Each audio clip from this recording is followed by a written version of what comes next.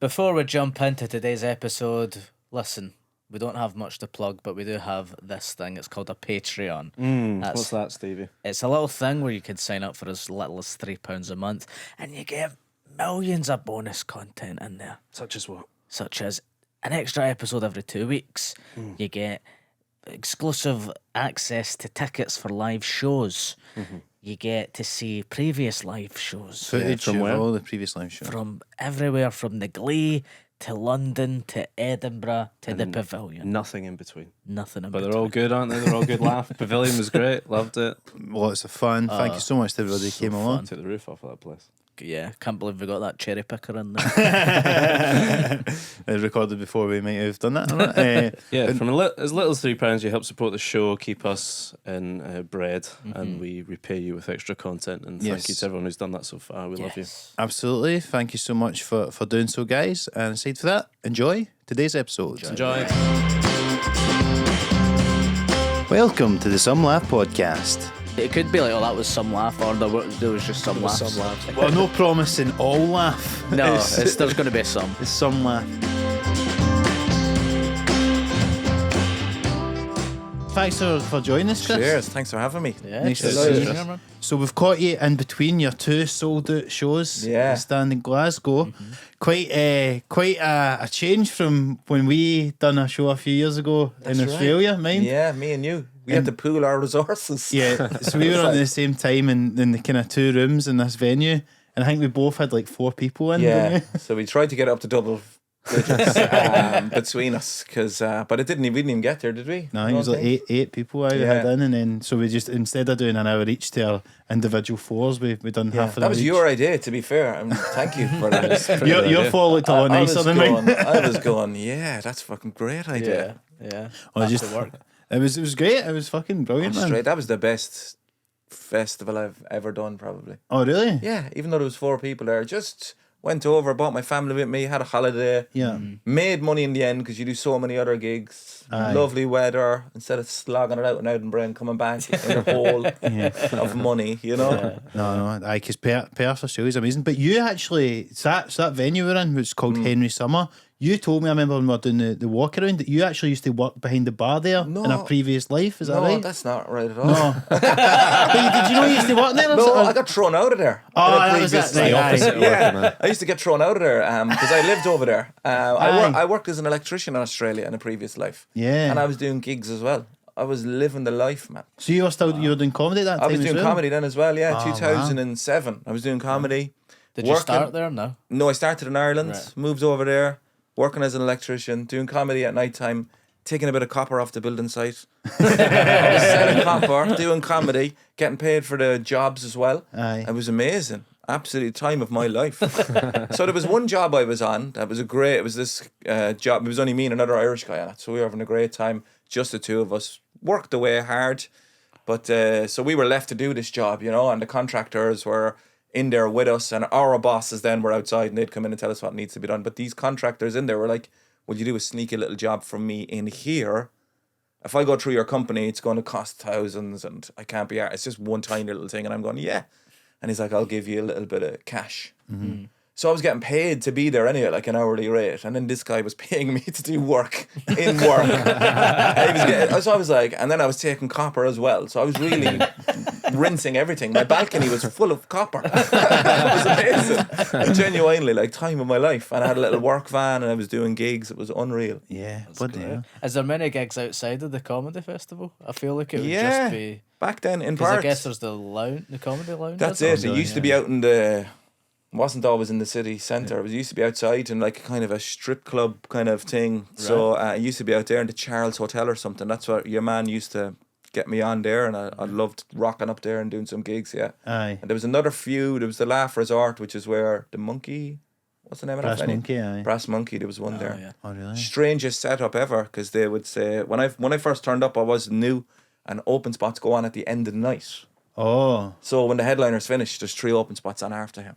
That's Which is Do odd. people stick around for Loads that, of people leave, yeah, and then you Yeah. just go up, and if you have... Is that how they do it in America as well? I think it might be, you know. Yeah. No, I don't know if they still do it like that there, but... Late night spots they call it, and so you hear about Chris Rock and he always says about like when they start out, they get on at fucking 3 in the morning and all that Yeah. shit. But that's in New York, no one fucking. Yeah. But that must have been mad for you to go back all those Yeah, it years was later. great. Yeah. And Was the plan to just were you wanting to be an electrician or you wanting to really do comedy? Was it just kind of it went hand in hand? Like what was the plan at that time? Just being definitely trying to be a comedian full time, but also definitely not having enough gigs to step away from being an electrician. Sure. So that was Australia 07, I think, 08. But then I flew home in 09, end of 08, and then basically there was a massive recession in Ireland. Right. So, and a huge boom or a bust, and I got about a month's work as a Sparks. And then I was nothing. There was literally nothing. So you had Nothing. to be a comedian. And I was trying my best to get work, and then all of a sudden the gigs were kind of started coming up. So I just put my eggs in that basket and went, more so pushed the first time. Full-time comedian now. Yeah. Wow. What year did you start? 2005, I think I did my first gigs. Yeah, 2005. coming up for 20 years. 20 years 20 now. year anniversary. Yeah, That's sick. I didn't do it, and then when I moved to Australia, there was about 8 or 9 months where I didn't do a gig at all. Like so, in the first couple of years, especially in Ireland, it's very much a hobby. You know what I mean? You're doing it every couple of weeks, like so. Yeah. Yeah, 20 years, but in real time, probably 14. Just still a long time. And London kind of gig. Yeah. Did you live in London as well? Was Yeah, that right? yeah. I lived there for about 6 years, just outside. It's a place called St Albans. Right, yeah. Easier to say London to Irish people. I'm in London, Dad. Yeah, so he can tell people. Yeah, he's in London. He's moved up to London. It doesn't have the same ring when it's St Albans. Yeah, does it was class. To be fair, like I really enjoyed it over there. Like but just gigging and just that's the only reason I kind of moved there for that. Then, but I'm glad to be home. I wouldn't go back there now. Back home in Cork now. Yeah, Do you think done your time in London? done kind my of thing? time, man. Done my time. Aye. Yeah, put in the grind or whatever. Did you think, because that's a thing now that, like, you know, a lot of people contemplate, like, should you move to London these days and all these kind of things? Like, did you find that you had to kind of step up your game when you moved there from Ireland or whatever? Or No, not really. Like, I mean, I think I had been doing it in Ireland for so long. I had all these different 20-minute sets as well. Aye. So I was going into a club, and then if I returned a month later, I had a completely different set. Yeah. And then another one again. So I felt ready for it, to be honest. Because someone said it to me, an Irish comedian said to me, if you want to play the store or whatever, don't do an open spot until you're headlining all the clubs in Ireland, and then do an open spot. Yeah. And I think it kind of worked out, really, because I was very, very ready for it, and I progressed through it very quickly and ended up getting weekend work fairly quickly because I waited so long, like, you know. But do you feel like because you're almost starting again if you're headlining in Ireland? And Yeah, then it definitely was starting again. And even going back down to 7 minutes, I was like, how do you do 7 minutes? Like, what is 7 minutes? Like, When you've you got know? like 2 hours of material Yeah, as well. and they're a bit lax in Ireland with headlining and stuff. Headlining in London, it's very 20-20-20, isn't it? Like Yeah. in Ireland, it's like you have a 15-minute spot and a 10-minute spot, and then like a 45-minute spot at the end. Is that right? That's more what they that's do in what- America. That's what headlining is in Ireland. Like you're doing 30 to 40 minutes. And Wow. if you're I'm having glad a you good told me time- that before I have a go over. 30, 35, yeah. Just do the Fuck. same 20 again. Do it twice. People are that pissed they won't remember. Fucking hell, man. But no, because that's the thing as well. Like there's something to be said for that, isn't it? It's like kind of doing it in your own sort of scene, and then by the time you go, then it's like they're kind of like, oh fucking hell, who's this guy? Yeah. I've not heard of him before, kind of thing. Yeah, I did a lot. Like I don't know. Did you go down there much to London or? I go a wee bit less now because I used to. My mate stayed down there for years, so I'd always crash on his couch, and I would try and book in like a week or two, and just to do as many as I can, and try and get seen. That's and the thing, isn't it? all Getting that seen sort and of all stuff. that, and Aye. that's hard. And then nowadays, though, like just everything's changed so much by like clips and putting your stuff online that it kind of doesn't really You don't need matter to go. where you are. You don't need to go at all. No one needs to move to London now. Yeah, No one needs to move to London. Sorry, London. But and it's We don't like, need you anymore. which is just as well because it's fucking so Yeah. expensive that like even if you wanted to, like it's really hard to make it work there. I It think is hard, yeah. And I found myself as well living in London, like, and then there was weekends where you didn't get any work in London anyway. And I was trying to get to Cardiff or Newcastle, and it was like it'd have been faster flying from Cork. Yeah. And I'm spending all my day Friday trying to get to Newcastle or whatever, like you know. I've always felt that like Irish comics are a wee bit more inclined to go and get out their comfort zone because literally you need to fucking fly to the island. You obviously can get the ferry, whatever, but you're going to a different island. Whereas I think in Scotland, you get a bit kind of more complacent, mate, because you go, I don't need to go because we can just get the train there and whatever. So it feels like because Irish comics are like forced to kind of come over, like they'll go to more effort to. I feel like there's more Irish comics and stuff in London than there is like Scottish. There's a lot, but also I think the scene in Ireland is a bit smaller anyway. Yeah. So people are going there to go, I want to gig every night. So you're not going to gig. Well, you can actually, to be fair now. The scene is good in Cork and Dublin, but outside there's not many comedy clubs. There's a great scene in Northern Ireland and Belfast, but there's not like. It's not like it is here. Every city, I think. I'd say there's a good scene in Scotland. Is there like really? It's pretty good, yeah. Glasgow's got maybe 3 clubs, maybe. Yeah, Edinburgh's got a couple, is it? Like, There's always other gigs popping up everywhere. But, there wouldn't be. But outside Dublin and Cork, there's not a massive amount of club gigs anyway in Ireland. Like, you know, and Belfast, obviously. So you're kind of, then you're forced to. Then you're going over and you're going, I want to work every night or I want to gig all the weekends. So that's why you move to London, I think. Yeah, 100%. And get seen, like you said, by the people that never go to the gigs. But you've had like loads of success, obviously, through your clips and stuff like that now, and are selling at shows. And you said, I think you'd said to us earlier on, this is like your 6th tour. Yeah, I think so, yeah. But this one, Big you've really difference. seen it Massive. popping off. From the first one, I did 8 shows for my first tour. I wouldn't even call it a tour really, but I wanted to. I pulled 2 of them.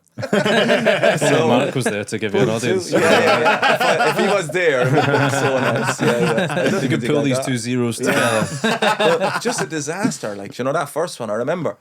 And you're trying everything. You're doing all the press and you're putting up all the posters. You know, I remember I sent out all the posters. And this one venue put my poster up all over town, to be fair to them. But they never filled in the little space. Do you know, as to where the gig's on? You leave a little space. So it's just a space. There's just a poster, Chris Kenson Town, somewhere at some time. No date, no information, just my poster. A wanted poster. Yeah, so that was one of the gigs that was pulled. So I just, I'm down. Yeah, I'm down 200 for the posters that got nobody here. You know? Bloody hell, man. It's tough. It's a slog, definitely, the first couple of tours. But I'm actually sorry I didn't start touring even earlier. Yeah. Because that was like my 4th show or something. I think it's the best thing ever to do. Just go. It's amazing. Because the next tour then was like 12, or you know what I mean? And then it was like 15, 16, a slightly bigger one. Even before the clips, like just taking a chance and going for them rooms. And yeah. Feels like you keep doing things that you're overqualified for. Do you know what I mean? Absolutely. I'm always pushing myself. You know what I mean? And so what has the change been for you? Like since putting the clips up, you just started to see that converting into ticket sales and just doing bigger rooms and then selling out the ones you're putting on sale and all that kind of stuff? Massive. And then selling out ages in advance. So you don't have the fucking panic of who's going to come, what's going to happen. Yeah. It's all a bit surreal, to be honest. Yeah. And the posters are up. Yeah. You don't even have to do posters now. So, do you know what I mean? For a lot of them, so which is unreal. But it's very surreal, especially at the beginning of this tour, because I opened for a lot of acts in Ireland and I'm in them rooms doing it myself. And that's like, Jesus, I'm doing this. They're all here now. And I'm not doing the opening 20 kind of thing, like, you know? Yeah, 100%. Because you're one of those comics that everybody would always say, oh, Chris Kent's fucking brilliant. You know, comics will talk about it, like, and go, you know, I've just seen you smash it. Before I seen you, it was James Acaster was talking about it. It was a comedian. I think it's Comedian. I was going to ask you about that, actually, because he's describing watching you and saying that, like, you had a bit that he really loved, and then he went to see your show again, and he said the audience didn't quite go for it that night, but you just sort of kept he's like, oh, the joke isn't finished, and you just kept going until you found the punchline. But that's like exactly what, you know, that sounds what you should do, probably. Yeah, amazing thing to do. But is that, are you doing that, like what's the process behind that? I don't know. Yeah, I don't know what he's talking about, really. I remember he came to another show, and I'd say the audience in the first one were hot. You know, they were there, and the second one were kind of that Edinburgh.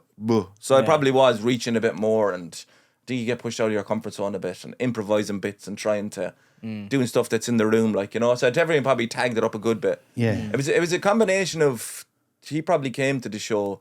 And then at the beginning and at the end of the Fringe show, it was a combination of the show had evolved itself anyway. Yeah. Right. Okay. So, and a combination of the crowd not being as good as the first crowd. And I definitely do. I keep going after it. I think it's good sometimes when the audience are not there. So you kind of push yourself to go a small bit further and try and push it on another bit, and you know. Absolutely. Forces you. But it was great, yeah, to have him coming twice in the 1 year, like, you know, when I was in a little tiny theatre. That was lovely, like, that was really nice. And another couple of comics came, it was class, like, you know. Aye. Yeah. And it's great, but as I say, like, because you're one of those guys that, like, everybody always knows just, like, will smash your gigs and it's always great stuff. And so now, like, seeing you have so much success because you're putting that online and finding the audience. Put it all online, yeah. And it's just great to see because it's, like, one of those things that I guess, you know, before all social media and stuff, there's only so many opportunities and, you know, people get picked for telly and that, and you can kind of feel a bit like... You feel left behind, definitely, yeah. Yeah. Got a tiny bit of telly, but you're going, what am I doing here? And you see people flying past you, and it's like, Jesus, this is not gonna. You really have to convince yourself that this is worth it, like, you know what I mean? Yeah. When you're Back to selling the do you know what I mean? Like, yeah, when you're being invoiced for posters for a show that didn't happen. Like, you really have to convince yourself that I'm in the right game, like, I'm doing it. Do you know what I mean? Yeah. It's got to be a lot of self-belief. Yeah. Especially if you've got like a family as well. I've got young kids as well, like, yeah, and I went back to a day job after COVID, so I went back working as a Sparks, which was the most terrifying thing I've ever done in my entire life, for sure. Going back, you mean? Yeah, 12 years I've doing comedy full time for nearly 12 years. Aye. Hadn't done a job. And then just to go back onto a building site, man, to be in that 12 years later. And had they like heard of you? Few of them had, yeah. A few of them had. And So you're like, well, look who's back. We've seen posters of you all around. posters, no, it's a safe pass now. That's my face on a safe pass, the saddest thing ever. And that was actually sad because I was in the middle of a tour, a big tour actually. Not a big tour, but I had my debut Vicar Street and when COVID happened, I was meant to be in Vicar Street 2 weeks later. Yeah. And then COVID just crashed. And that was like, I had all the tickets sold and all. Like, it was sold and then you don't get paid. That was heartbreaking. Yeah. Because I kind of spent that money already in my head. So I had, like, you know, you had these big tour gigs in a couple of weeks and you're like, oh, that sorts my month's rent or you know what I mean? Yeah. And then it doesn't happen. But you feel like I've done the work. The show was finished, like. Yeah, exactly. I just felt like I was after just, you know. I know. And then you just going back to work. Best thing that ever happened to me, weirdly enough. Even though it was terrifying, yeah. Why do you think that? So first of all, it was terrifying, right? Properly. I don't even remember thinking, do you know the Safe Pass? Do you have that here? Just like a Safe Pass, you have to go and do a little course before you get back onto a building site. Oh, right. So you're you don't even know if you're going to get a job yet. That costs a couple of £100. You have to redo a couple of things, you know what I mean? It doesn't cost a couple of £100, but it all adds up. So my Safe Pass, I remember comedy just stopped. I moved back to Ireland. I was living in my childhood bedroom with my wife and kids. Yeah, for sure. Like, living in there. You know what I mean? Childhood posters they never should have seen, you know. And then I went back to work. And I didn't think I was going to get any work because I couldn't. There's a gap in my CV of 12 years. Like, 12 years since he's been an electrician. Like, who wants to take you on? Yeah. And luckily, my old employer, I just happened to find a guy that still worked with them, and he kind of got me back on my job. And you get the Safe Pass, and I remember going for my Safe Pass, and I got out of the car going up to my, which is the saddest day. Like, I was meant to be doing Vicar Street, you know what I mean? And I'm going to do my Safe Pass, and then the guy was like, Chris Kent, and I hadn't introduced myself yet. So I was like, yeah, how do you know that? And he was like, oh, can I have a selfie? And this is the guy doing the Safe Pass when it looked like comedy was never ever going to happen again. It was the saddest selfie of all time because first of all, it was the only selfie I can remember being asked for, like, you know. And second of all, it was like we had to be 2 meters apart for it, you know. And it was a Safe Pass, and it was on, and he was like, do you mind if we put this on our social media? I'm like, what world is this? You know? But yeah, terrifying. I remember being on site first day with the mask and the goggles and the hat, and just being terrified of being asked to do something that I couldn't do. You know what I mean? Being like, go and do that, go and wire this, or go and do that, and being like terrified of going, I can't remember how to do that, or you know what I mean, like, or being roared at, because I have been on building sites before. You're being roared at as a young fella, like, you know. But it couldn't have been any different. And after a while, then money in the bank every Friday, I was like, this is unbelievable.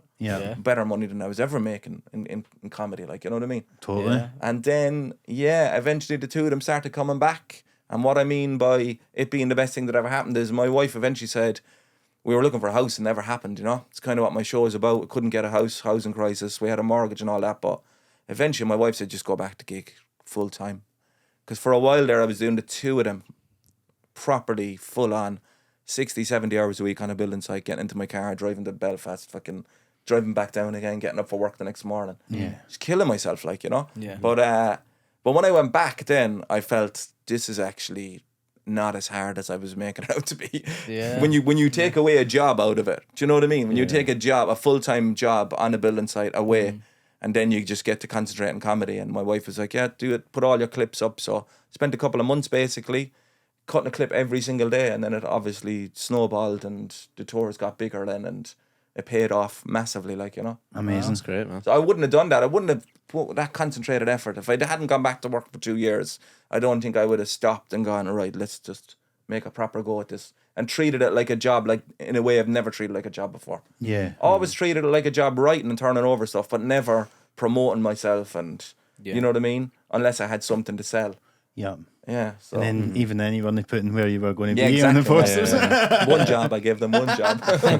Was there any part of you that was like, I could just do the electrician thing Absolutely. and not do comedy again? 100%, yeah. Because I had a mortgage and everything. It's a safe job. You know what I mean? It's as in, like, it's a steady job. There's always work there, but it's not.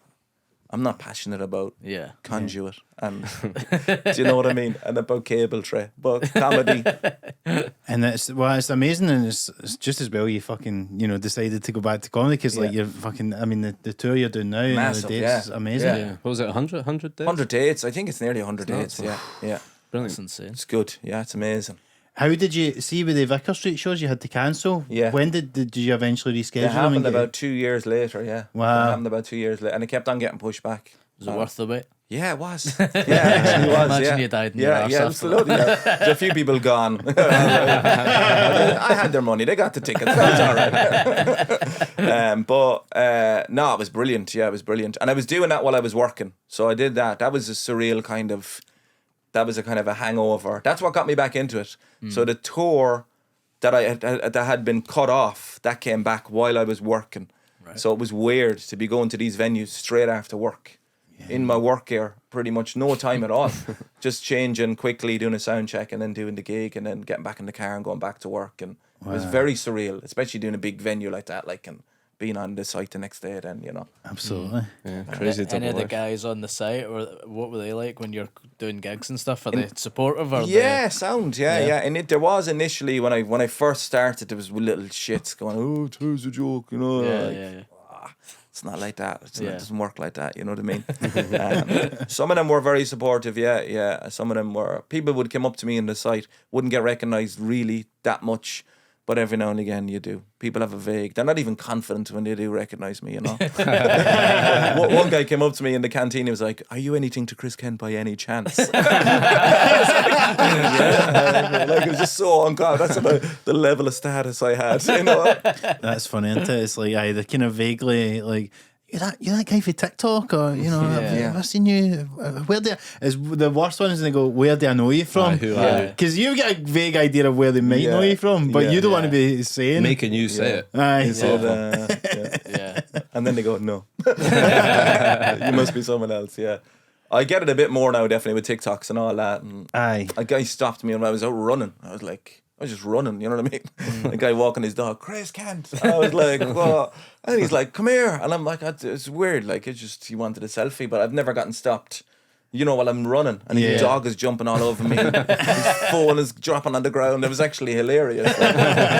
You're longing for the days of the 2 meter distance. Yes. Do you know what it is as well? What I find is the maddest one. If anyone asks for a selfie, and even if they've been at your show, and they'll ask you for a selfie, then they go, "Oh, my dad loves you.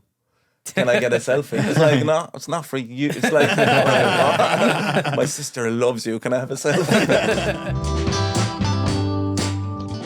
But interested to see because did it take you a while to get to that point? Because as I say, I've only ever seen you kind of smash gigs, and I think the last time we gigged together was the Comedy Store and stuff like that. yeah. See when you were working your stuff up, because you said when you came to Ireland you already had loads built up. See when you were starting out, none of that, did it take you a while to kind of get to the point to kind of just sort of, I don't know, find your voice or Definitely, yeah. figure it out? Yeah, definitely. In the beginning, so what it was, my accent would have been considered strong enough outside Cork, especially. I don't know how you find it. Like, well, to it's use certainly it an strong. interesting. It feels like it's stronger on stage, Yeah. like, rather than. Do you kind of put it up a bit on No, stage? I would say more so I slow down a little bit Right, okay. on stage. I slow it down and try and make sure people understand me. Right. You know? I think the last Or time maybe the clips. Where did you see me though? the last time was Kilkenny, so Yeah, maybe it was. I can relax a small bit when I go home as well. So Right, yeah. when I'm on stage at home, it definitely goes up. When I'm in Yeah. Cork, I relax with, I wouldn't say just my accent, slang or references yeah. or anything like that. Or if I'm talking about a story, I can name the actual place. Yeah. It was here, and you know what I mean, and they all know in the room. So Yeah. it probably, if it was Kilkenny, it was definitely more of a, my accent goes up a bit in Ireland, I would say. But anyway, what lent it, I was terrified of not being understood. And I remember I did gigs in Australia early days and England early days, and I was terrified of not being understood. So I started speaking really slowly on stage, you know. And then that just developed into, and then I liked telling stories. So then that's developed into long form storytelling. And then I was in the car with some friends, you know, on the road, but I'm on the way back from gigs, and you're just telling stories, and you're like, oh, I never even thought of this as a bit. We're just chatting. Yeah. And then my buddy's like, you have to tell that on stage. And I'm like, I never even knew that was a bit. Back then I was kind of more going after jokey type of jokes. And it's like, you need to tell that. Yeah. And then I started doing that. And then that's kind of how it kind of developed over through the years, like, you know.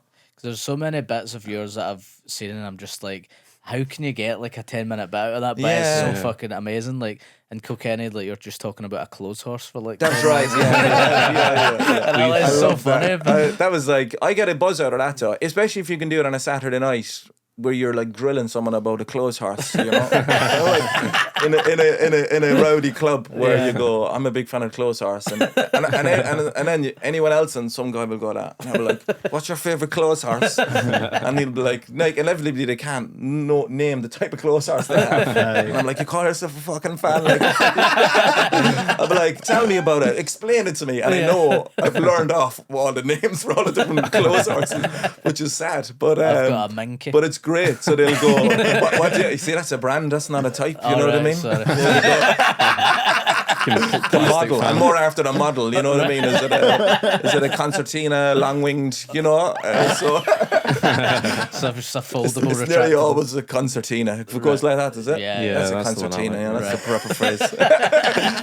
I didn't know that, like obviously, but I got a great buzz on a Saturday night, especially in a rowdy. Yeah. If you can talk about clothes horses for 10 minutes, make it funny. Like I get a good kick out of that. Yeah. You know what I mean? Yeah. So Big yeah. time. Yeah. Because I was going to ask, like, because you do have a sort of slower style on stage, like, so suppose you kind of just need to like get the audience to kind of Come to me, yeah. get the pace with you, Yeah.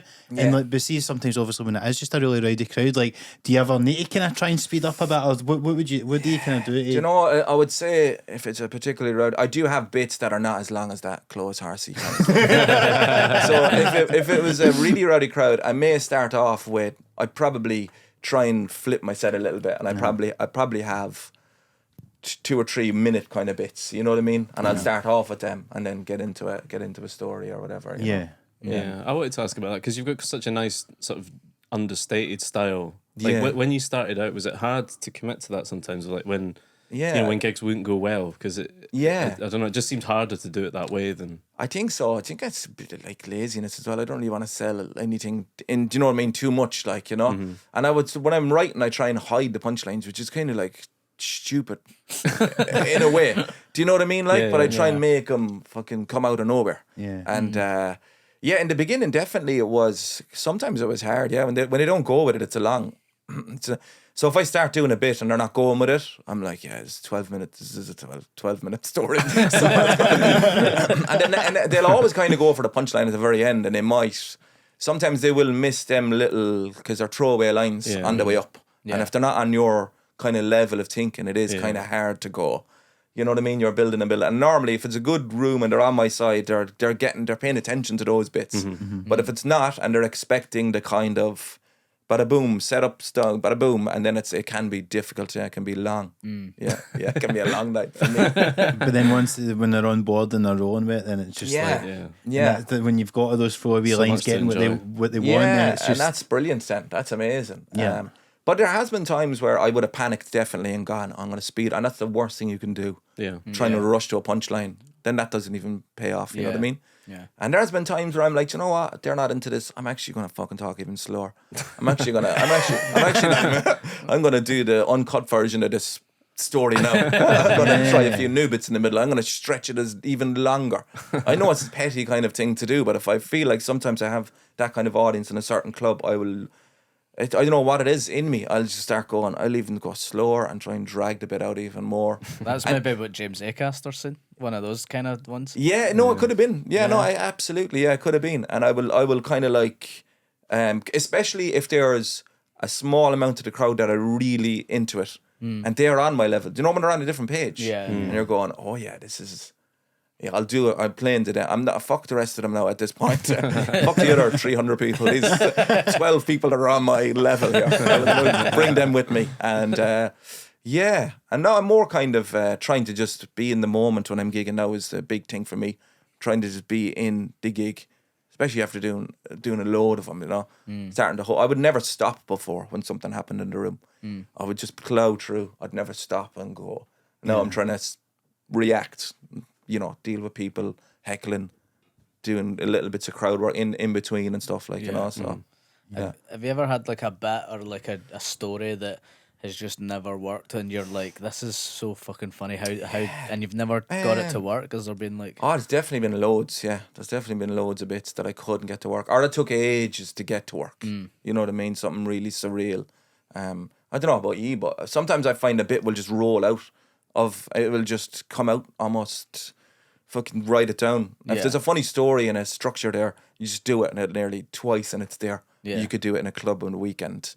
But there's always one bit in every show that I write that goes, it takes a while. Like even probably the clothes horse bit took ages to to finish up. You know what I mean? There's always one bit that just takes a tiny bit more work of, it could take you 6 months to nail it, like, you know? Yeah. But bits that never worked, they inevitably always come back for me. Yeah. Bits that didn't work now years ago ended up in this show. Yeah, Right. And they just fit and they've gotten better. Yeah. You know what I mean? Or maybe I've gotten better at doing them. But there's bits that got cut from previous shows that I'm like, weirdly enough, alongside this other bit, it actually works now. This new bit next to this bit makes that bit work. Do you know what I mean? Yeah. So, yeah. What about you? Any bits that you're kind of going? Lots. Every story's told in this podcast. Well, we're it not. used to be a bit. No, but that is a case though. Actually, there is some bits though, and you kind of go, maybe this is just a story that's good, like in a podcast or something. But maybe it's just I no get the point. Like there was a bit. I once my car got stolen when it was in for its MOT, and it was just such a fucking crazy story. And it was like so. It was like I had to like, you know, phone insurance and the police and all that stuff, and then the police are like, what the fuck, and go down to the garage and like, you know, spoke to the guy there and stuff, and the wee apprentice was there and it's like, oh, sorry, you know. So someone came into the garage and just stole it. They didn't know what happened, because actually what happened when I phoned my mechanic to find out how much it was going to cost me. He says, oh, it's, you know, there's a few things up there, it'll cost you a couple of £100. And then he phoned me back 5 minutes later. He's like, Mark, have you got the car?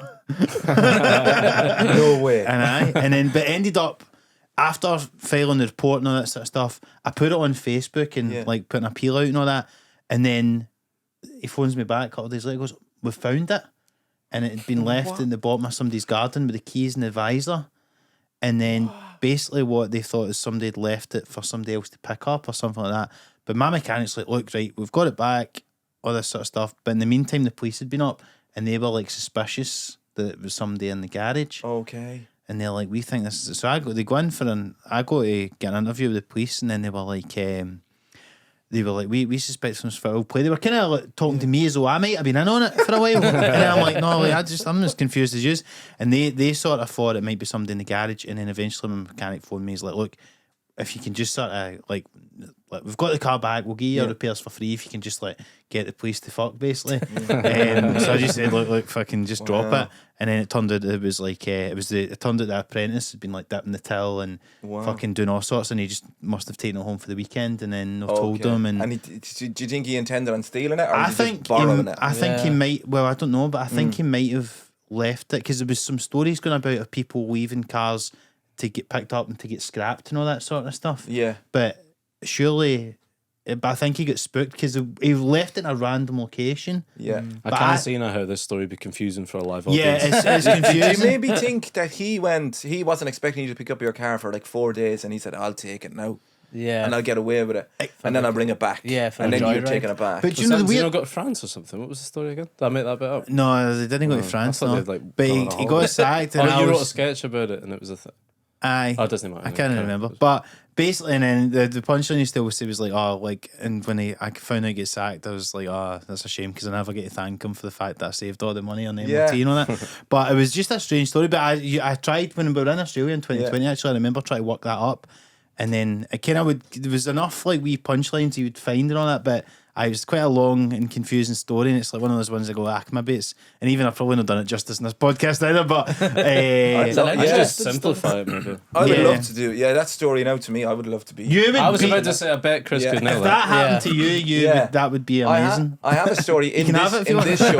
I have a story in this show that is. It's not. Well, I wouldn't say it's the same, but it's. I'll do it. I don't like. It'll be a little bit spoiled, but and this is something again now that I probably happened to me years ago, and I never knew how it would turn into a story. You know, and basically myself, I'm talking about my car breaking down and all this, and talking about being too tired, having 2 jobs. I was trying to get into someone else's car at the Tesco's, you know, because it looked like my one. Yeah. But I was properly like.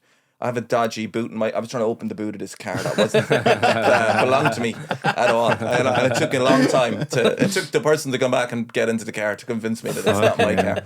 But anyway, there was another. So that reminded me of another story. Myself and my wife went to a music festival years ago, right, in Dublin. No, sorry, it was called Oxygen. I can't remember where it is. Somewhere. yeah. We were staying in Naas. My car broke down in Naas, right? So I had to go into the garage. And so it got us to the place where we were staying. And then I'm like, young and free. We went to this music festival, having a great time. And on the Saturday morning, my wife was like, my passport's in your car. So she was flying out on the Monday to London. Now, this is ages ago, right? Before. So I try ring the garage. There's nothing. There's no answer, obviously. I go down, open 10 a.m. Monday. I'm like, oh, for fuck's sake. So there's no other choice, really. I had to hop over the wall to this garage. Obviously, I don't have my car keys. I borrowed a few screwdrivers and and I had to basically break into the car to get back the passport, right? And I'm like, I do that anyway and go back to the festival and have a brilliant time, like 3 days at the festival. My wife gets a lift to the airport and I go back to the garage and the guy in the garage is like, good news and bad news for you. And honestly, it's not even in my mind. Like, what? It wasn't a whole pile wrong with my car. It was like the coolant came out, one hose came out, topped it up. It was like 30 quid, bargain. I would say, I'd said in the show, like, you'd pay more for parking, like, you know, for 3 days. But then he's like, anything valuable in your car? And I'm like, what is he talking about? And he's like, someone's after breaking into your car. And it was obviously me, like, you know. But I just couldn't admit to that then. I was like, what are we going to do about it? And he said, we have him on CCTV. A little bit here. And I was like, oh my God. And then the guards were in.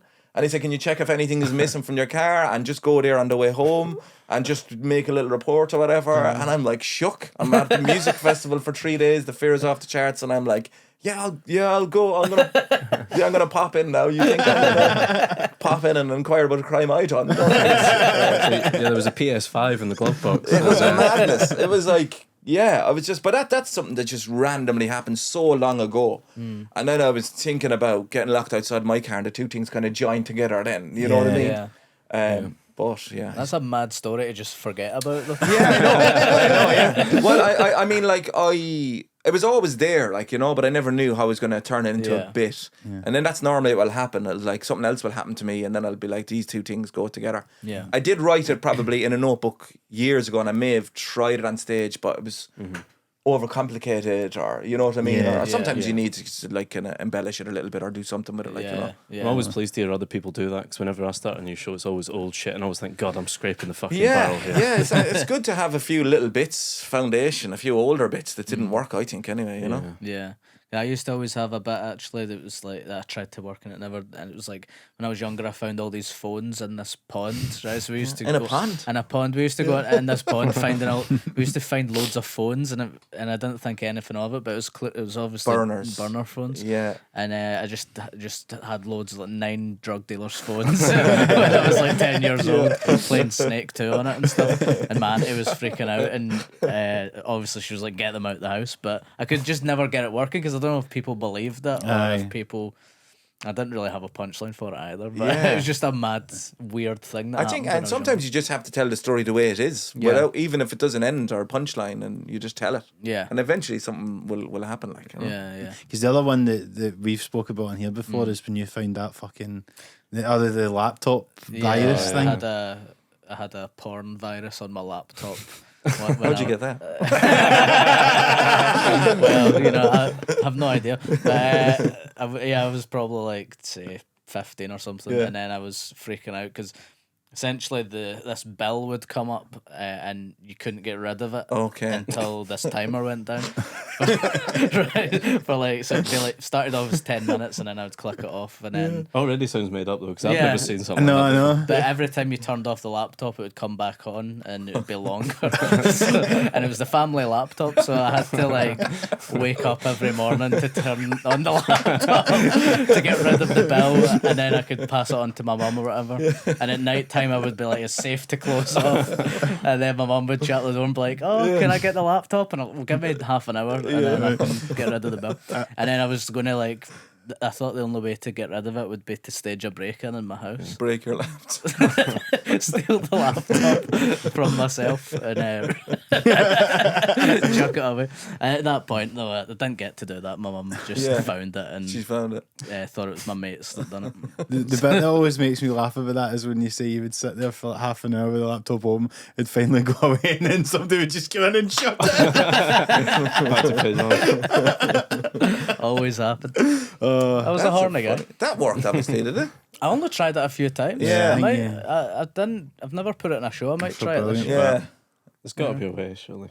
I think it's just too confusing for people to. I don't think so. No? I wasn't confused, anyway. I know, but just like explaining. Setting it up and getting into it, Yeah. Aye. I might try it. I would just say it, yeah.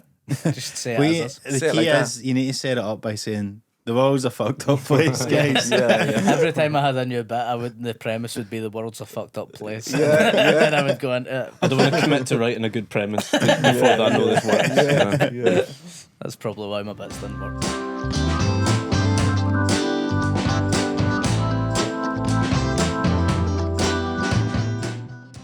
I was going to say, Chris, because like obviously you're from Cork. The only person I really know from Cork is Roy Keane. Oh, yeah. And like you North couldn't side be of the any city. more different in terms of, I would say, sort of persona. Personality. Or you're very softly spoken. Roy Keane, well, he's not softly spoken, but he's certainly not soft. No, he's not. No. He's great, though, isn't he? Yeah, he's amazing. brilliant, aye. Great He's value. amazing. Yeah. He's absolutely class. Is there a certain like who's more of a sort of like archetypal Cork person between you and Roy Keane? If that's not the weirdest question ever. Fucking deep, man. I don't know. There's definitely. I think he's he is harsh and all that, but I also think he's still quite dry, which is what I think a Cork kind of humour is. Yeah. My parents are very dry, very kind of sarcastic or whatever, like, you know. Yeah. Yeah, and the Cork people just think only Cork people understand that, you know. So I will get people after shows going, did they get you? No, up in Dublin. Yeah, like it's just up there. And I had one guy that was just really, it was actually a guy I worked with. He's like, they got you in Dublin today. They got you in Dublin, and I'm like, he couldn't get his head around it. And I was like, yeah, like I wouldn't be, you know. How do you think I'm making a living? I do like 4 gigs a year in Cork. Like, how do you think I survive? And I actually said to this guy, honestly, I said, Yeah, after a while I was like, yeah, they do, like, but obviously I put a Dublin accent on. And he was like, yo, are you serious? I was like, well, obviously, how are they going to understand me if I don't put on the accent? I was like Christy Kent on YouTube, you know? Did they ever find out that you'd gigged in Australia and stuff? Do you know what I mean? Like, that would have blown their minds. Yeah. I was in fucking Dubai and Abu Dhabi. Yeah. But I just couldn't get their head around it. Some people just think, it's all Cork, isn't it? And I'm like, no, it's not really. Because I suppose there's maybe like a lot of people would think like maybe a Dublin comic has been a bit more kind of gagacious and sort of like extroverted and a bit more up and thingy. So like your style's kind of contrasting to that, I suppose. But it's probably a good thing, like makes you sort of stand out compared to like a lot of people that might be a bit more sort of that. Yeah, maybe that's what they're after, like. But I don't know. I think he was just on drugs, to be honest. He did a lot of drugs, this fella. But yeah. Some people just think that they can't understand how other people get it, and nothing they even do is Cork centric. Like nothing's about. You know what I mean? Maybe the area I grew up in, but it's like about being in a rough area or whatever. Like, you know? There's maybe a thing that like, because we sometimes I think get that sometimes people kind of like will ask us about like, oh, and do you gig in England and do you need to change your stuff and do they get you know that? Yeah. But a lot of it I think is just an accent thing, and like for us anyway, like there is there's something to be said for that. That's what you were saying earlier, that you felt like you had to slow it down and stuff, and I always felt like that of going to England and feeling like that, and you probably don't actually really need to. You just let them catch up. Yeah, when I got my head around that, definitely I would just pretend. Like even last night, I think now in Glasgow, I'm definitely after just leaning into it a bit more and gone. I'll just, you know, I'd rather lose something along the way. Yeah. If they lose one little bit or a reference, rather than you being conscious of it the whole gig, and kind of ruining it for yourself. Yeah. They'll catch up and they'll go, oh, I don't know what you were talking about there. And it's for that tiny little bit or whatever, you know. But they're still enjoying you, and you can be completely yourself. Yeah, and they probably actually want that more. Yeah. It's more authentic. It's more, they're like, oh, right, yeah, you got it, you know. There's no point in changing how you speak about stuff. Exactly. You know what I mean? Or what you call, you know, just to fit in or whatever. Totally. Yeah, you can see through that if people have changed their references specifically for that place, and they're not quite saying it wrong. Right. Remember we went to see Chris Rock, and he was like, yeah, I was going through Castle Milk. Not was it Easter House? Easter House, yeah. No, he's like, you clearly he's asked, where's like the shit bit of Glasgow? I hate that. Yeah. Such a fucking hack, Chris Rock.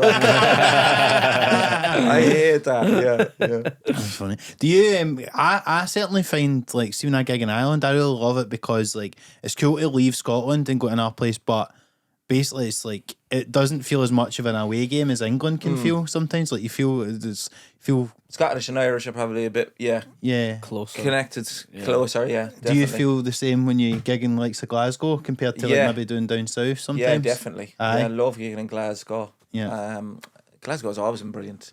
Even from first coming over here, like doing that Red Raw and stuff. It's just I think I might have insane. I'd seen you at the stand years and years ago, just a weekend gig, and you were talking about like the mumps and stuff like that. So, that's right. Yeah, so that might have been, I don't know what year that was. Did we do a gig as well in Blackfriars or something downstairs? Yeah. That was right before that was before the pandemic, was it? Right, like the weekend before, was it? Yeah, was it? Yeah. Pretty much, yeah. You're still looking forward to Vicar Street. I was. I was buzzing with life. You're just off the high of gigging to 8 people with me. I was just covering up the posters in my childhood bedroom a couple of weeks later. Did you do Zoom gigs and stuff? Yeah, I did a few of them. Yeah, I didn't like them. Yeah, didn't really like them. No, they weren't great, were they? They're not for me. But they served a purpose. Yeah, I got a few bits kind of developed, like, you know. Yeah. I mean, they were handy location wise, but did you do any of the ones in car parks? Or that? No, never done them. I done a few of them. No, did you? What was that like? It wasn't as bad. Looking back now, it's fucking mental. Yeah. But at the time, it ended up you just kind of treated that a bit like, it's a gig, innit? I just need going. It's like going to a gig that you're kind of going, this isn't going to be fun, but. Get through. But the first time I done it, there was a few that were like, and there was a sort of company come over and they did they do them up here as well then? Yeah. Aye. They got a big fuck off. Yeah, and they beeped and flashed the lights. Flashed the lights actually there's a few I done the beep the horns, a few the flash Just lights. picturing you gigging and then the audience seeing you break into your own car. But the first time I done it, I remember I was on last, and it was like middle of summer, and by the time I got on, the sun had just set, and you could sort of just see people's headlights, and it almost weirdly looked similarly when you look out on stage and you can't see much except for like a few candles lit. Wow. And it sort of was kind of alright, and then you're getting that response, and it's amazing how much basically it must like laughs are effectively just a dopamine hit because you get the beeps and it's creating the same reaction. Oh, that one done well. Oh, fuck. You know, it was weirdly how much the beeps would correspond to the number of laughs. Wow. Like, a joke that was like, you know, would maybe go 50-50. You would see that only half the cars reflected. beeping. Got these cars, got these ones. Got those cars. It'd be funny with your style as well for them to honk when you're doing the little throwaway lines. And little honks and it. And then, just leaning on the horn for the big punchline. All the thick cars just getting the last bit. Yeah, but that, I never. No, I would have found that very strange. Now, thankfully, I didn't do that. Yeah. But it's mad. You know, you really love comedy when you are doing those gigs, though. I think. Because when the gigs started coming back in Ireland, it was outside. I've got a fucking electrician. Yeah, but when they came back, Yeah. they were like outside in Ireland in smoking areas, and there was like 15 people at them. Yeah. And it was raining, and it was like, but we were still doing them and going, "This is brilliant." It's amazing. No, it was just a crazy time to look back on. I always feel that's the one thing I'll like, you know, in 20 years. I look at some young comics, I don't know. Yeah. You don't know the struggle. You know, a roof over your head. Did you do gigs to the cars as well? I didn't actually. There wasn't that many of them, No, there right? wasn't a few, And I just thought, nah, I'm not doing it. I don't like comedy that much. I'm happy in the I house. would say after that first one, the novelty really weared off, and then and then actually there's a I've few. been that told already they sucked by the time. yeah, they were. Yeah. But it I've was done Zoom gigs and stuff. an interesting Yeah, I did some of them. experience. Yeah, the Zoom gigs were different, but There was that delay, that sort of lag. Yeah. I also done a Zoom gig, a corporate one that was they didn't have their cameras or mics on. okay. So is they didn't that- have their mics on. It was like Oh, so you Schrodinger's could cat. okay, yeah. So I just spoke Because you never up. knew you could be having the Yeah. best or worst gig of your life, Yeah. and you don't know how it's I going. just had it was just a black screen that I was saying words You've at. no, literally, it does feel like dying no matter how it goes. Yeah. Yeah, it was, I think I did one of them, all right, where there was, it was similar to that, and it's odd, isn't it? Yeah, I think they had the mics on though. But Yeah, it's it's me in my bedroom. You discover at the end of had their mics on. The Yeah. whole time you think Because nobody's laughing. I think that was actually one of the jokes that I used when I done one. It's like, oh, you know, you're not getting a mix one. I hope. You know? It's like, is it Kia that's got that story about doing the play? It might be On apocryphal, Zoom? but no, not on Zoom. But they were doing a play, and it was like the first day of the Fringe or something. And they go on stage. Well, there's like one audience member, and like, fuck it, it's the first day. Yeah. It's theatre. We'll just do the show. You know, we'll run it out. We'll treat it as a rehearsal, but you know, it'll be good. So the lights go down. They're doing the play. Do the play. They come off. About to take their bow. Think it's gone pretty well. Lights come up. No cunt there. There's no one there. Yeah, 100% Oh walk out my from that one God. person. At what point did they leave? You know, it could have been 30 seconds in. Amazing. If only there's another play next door, they could have merged the audiences. We were definitely onto something that Absolutely. time. Yeah. Yeah, What a that trip that was, though. Yeah, going to the Yeah. water park and everything. Amazing. Yeah. Oh, actually, one thing that happened when we were there as well, because you done Blind Boys podcast I when you were did, there. yeah, And somebody brought him 2 bottles of Buckfast, which you That's then gave right. to me and Roscoe, which we drank. I was off to drink at the time. Yeah, I remember. That was Yeah. great, man. Because was that down in Fremantle or something like that when you done that? That must have was been fun fantastic, doing that. Yeah, it was great. Aye. Because it ended up selling a few of the shows for me afterwards, just the people in the room that night. you Yeah. know? Aye, So, totally. yeah, it's great. Did you go Rottnest Island? We went to Rottness, yeah. Did I go that time with you? I've definitely been there. Yeah, but I can't yeah. remember if I went on that trip. Aye, you must have done, I surely. think I might have. Yeah, We'll yeah. get a picture somewhere. Yeah, too, yeah. I went out with my family, but I can't remember if I went out with all the comedians that time. Yeah, But I yeah. definitely went to the water park with you. The water park was class, wasn't Yeah, it? and That I was went so good. to I went to it twice actually. Yeah, it was great. Yeah, no, fucking amazing, man. I liked Perth. I'd go back. Should go next year. Let's Yeah, go. Bring some laugh love to live to go. the Fringe. Yeah, Get you on as a guest. that's it. Yeah, Bring bottle of I'm up for Buckfast. it. January, is it? Yeah. Yes, Put it Jan, in the Jan Fair, man. You were mentioning earlier on, obviously, about like like you're doing like Vicar Street and some theatres Yeah. now on your own tour. Yeah. Because you said you got a lot of experience like opening for people doing that in previous times, and you were recently opening for Frankie Boyle. Was, yeah, in Ireland. And his Irish dates. Yeah. It was great, man. That's great. Brilliant. Aye. So I opened from last year for 2 or 3 of them. And then he asked me back, and it was great fun. So I did them again.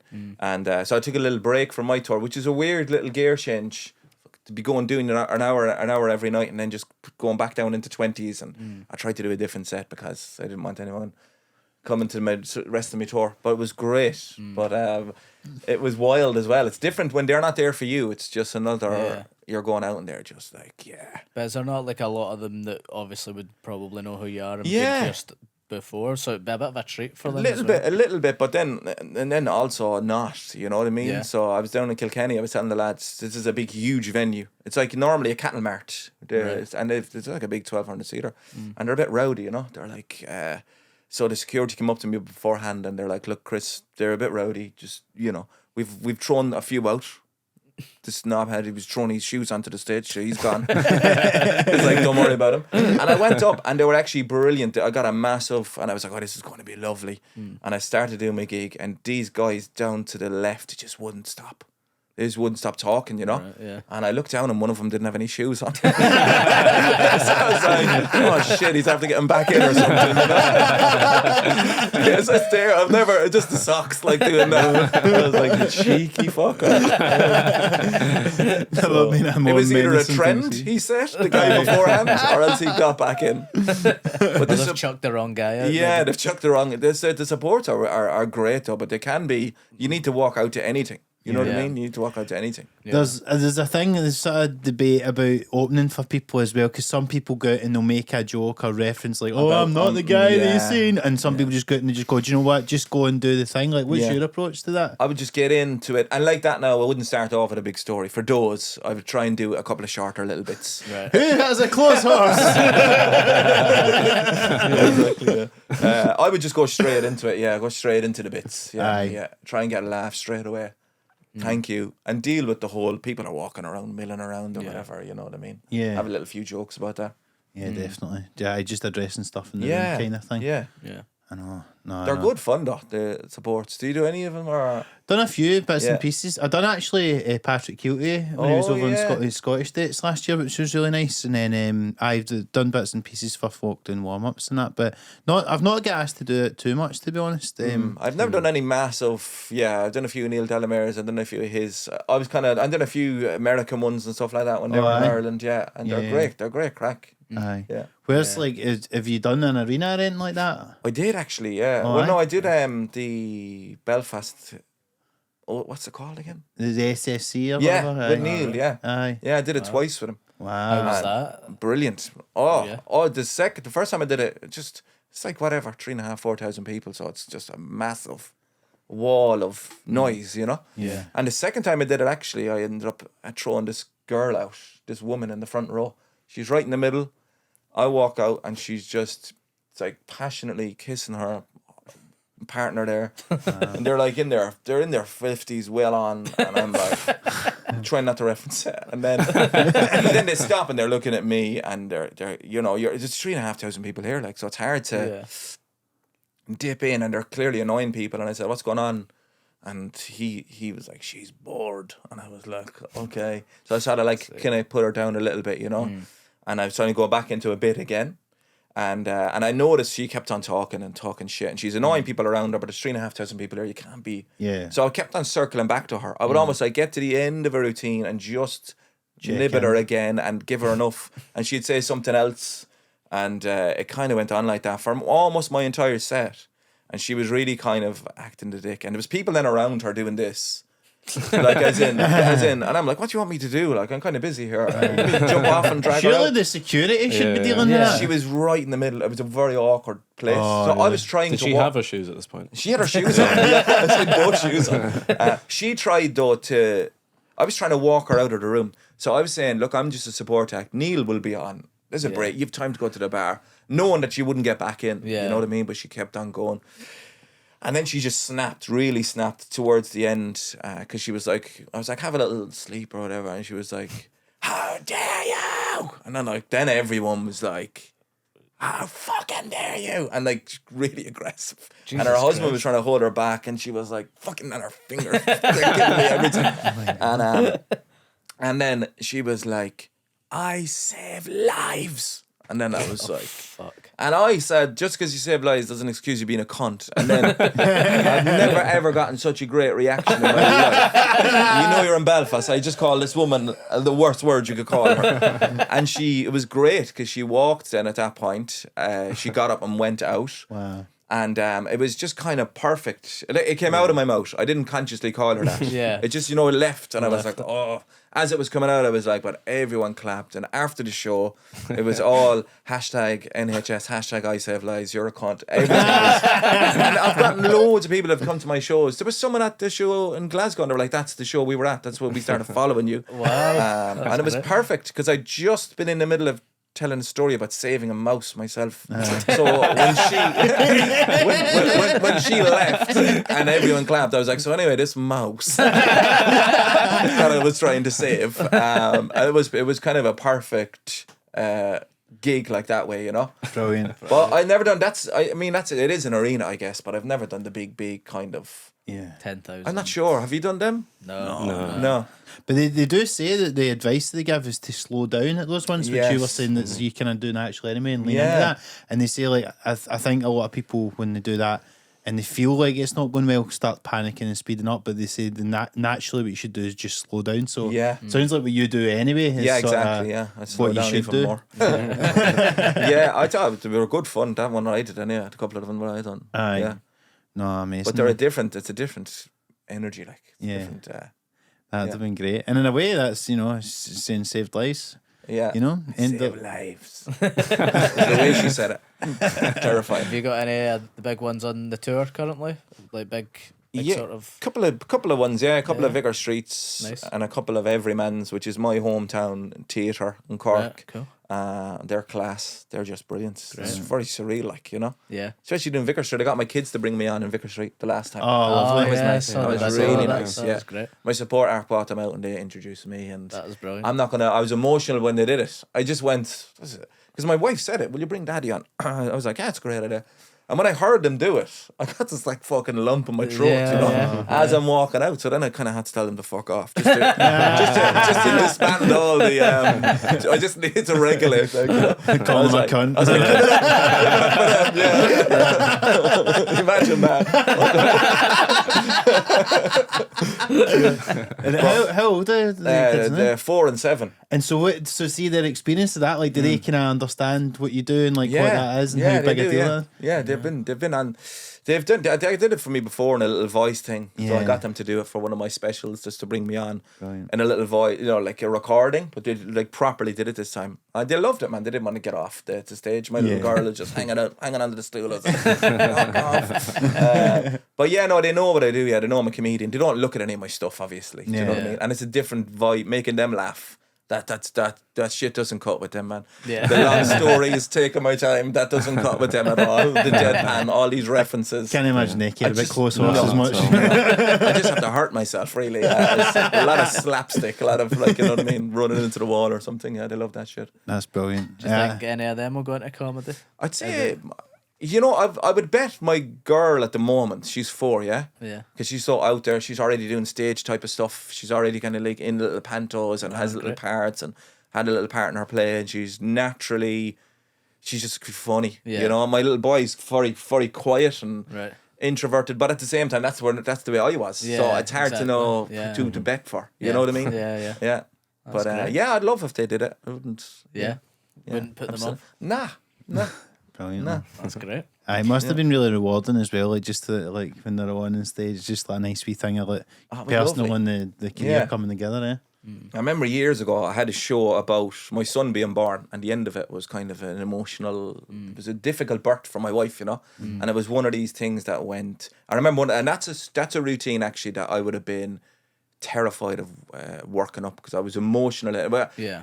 But it was dark as fuck, but I still thought it was funny. There's something very funny here. And that's the most rewarding stuff for me, when it's really dark, but like you can have a laugh about it. And I'd never obviously do it, for my wife was had any problems with it. But I remember doing it, and it was the first time I did it in a big room. Was in Dublin in the Ivy Gardens. You know, it's about my son being born, and it's like probably a 15-minute story.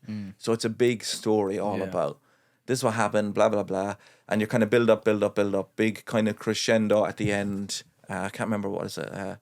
Like it went quite serious, you know. I was asked to leave the room. He was born by C-section. They were like, "Get out, Dad, go." It was like my wife. They were like operating on my wife, and they were like, "We need 4 units of O negative yesterday." And I was like, "Shit, there's a mad flipping emotions." You know what I mean? And I said, obviously, I reassured the audience and said everything was fine. Believe me, it was grand. Yeah. Blah blah blah. And I said it was weird though. It was a bit like being on a water slide. You know, and just being told there's no water at the end of this. That's how quickly the emotions turned. You know, you find out that information halfway down. But it was a kind of a big story, like, you know, and it was like there was a small bit of a risk in bringing it down, but it was brilliant and it went great. And whatever, I was bringing Des Bishop up, and then he just walked on with my baby. I don't know, like my wife was obviously milling around the festival, and he saw me do this story, and it was the first time I did it in a big huge room, and then he just walked on like holding him really like fucking the Lion King. Baby Jack, everybody. And I was like, that's not how you hold a baby, Des. But amazing. So they've been on stage before and all, like, you know. Great, But yeah, it was great. They had no fear at all. I was like, there's over 1,000 people out there. Will you want to go out and bring me on? And they were like, yeah, no problem. Wow. Should have at least got them to do some work in progress gigs first. Yes, they should have done. Yeah, they're spoiled rotten now. Yeah, they'll be despised for that. They're definitely not coming for the building site and fucking having to go straight on. No. Brilliant, man. Well, listen, Chris, thank you so much for joining us, mate. Thanks for Cheers, having me. mate. Thanks, lads. Thanks for being here. Been a pleasure. Before you go, have you got any tickets left for your shows? I do, yeah. I'm back in Edinburgh, I think, in May. Oh, brilliant. So, and I have a few more UK dates. Yeah, there's definitely a few tickets left for some of them, I think, yeah. Nice Where one. are you doing in Edinburgh? The Stand. Yeah, brilliant. The Stand. Excellent. Definitely check it, Chris. Recommend. Thank you very much, highly lads. It's been a pleasure. Please remember to like and subscribe on YouTube. Give us a 5-star review on Apple Podcasts and Spotify. And you can follow us at Some Laugh Pod on Instagram, TikTok, and Twitter. And send any questions to our email address, which is somelaughpod@gmail.com. Thanks a lot for tuning in, and we'll speak to you very soon. Cheers. Thanks, Chris. Thanks, lads. That was great, man.